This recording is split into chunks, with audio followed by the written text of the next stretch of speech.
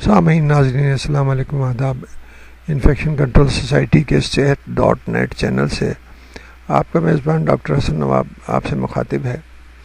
Anti biotic resistance کے بارے میں کافی مضامین پہلے بھی پیش کیے جا چکے ہیں، لیکن نئے انداز میں نئی معلومات دینے کے لیے سے یہ اندازہ ہوتا ہے کہ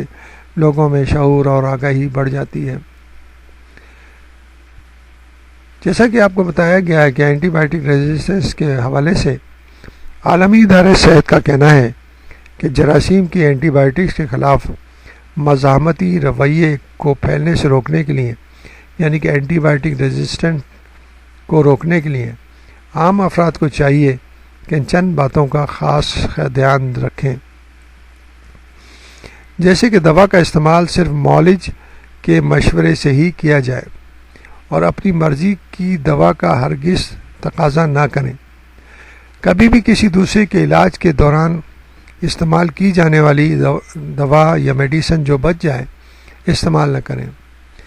ہاتھ دھونے کی عادت ڈالیں۔ وہ جانور جنہیں افزائش یا بیماری کے دوران مسلسل اینٹی بائیوٹکس کا استعمال کرایا گیا ہے، ان کا گوشت کھانے سے اجتناب برتیں۔ ہمیشہ صحت مند جانور کا گوشت متوازن معیاری غذا کا استعمال کیا جائے، جبکہ بیمار افراد سے غیر ضروری میل جول سے اجتناب، محفوظ جنسی طریقوں کے استعمال اور بیماریوں کے خلاف بر وقت ویکسینیشن کرواتے رہنے سے بھی جراثیم کا اینٹی بائیوٹک کے خلاف مزاحمت کے عمل کو روکا جا سکتا ہے۔ علاوہ ازیں کھانا ہمیشہ حفظان صحت کے اصولوں کے عین مطابق تیار کریں، مثلا کچی غذا اچھی طرح پکائی جائے، محفوظ درجہ حرارت پر رکھی جائے، کھانا پکانے کے دوران لازماً صاف پانی کا استعمال کیا جانا چاہیے۔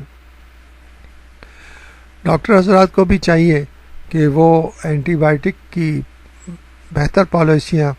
اینٹی بائیوٹک پالیسیز بنائیں اور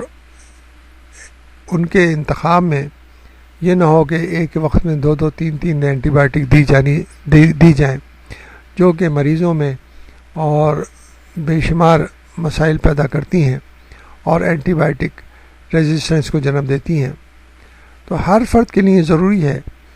کہ یہ سیلف ڈائگنوسس، سیلف میڈیکیشن سے اجتناب کرے، اور ڈاکٹر حضرات اور ہاسپٹلس کو بھی ضروری یہ اس امر کو لحاظ رکھنا چاہیے کہ اینٹی بائیوٹک پالیسیز پر سختی سے عمل کیا جائے، تاکہ ایسا وقت نہ آ جائے کہ کوئی اینٹی بائیوٹک باقی نہ رہے اور مرض جو ہیں، انفیکشن جو ہے نا، بالکل لا علاج ہو جائیں۔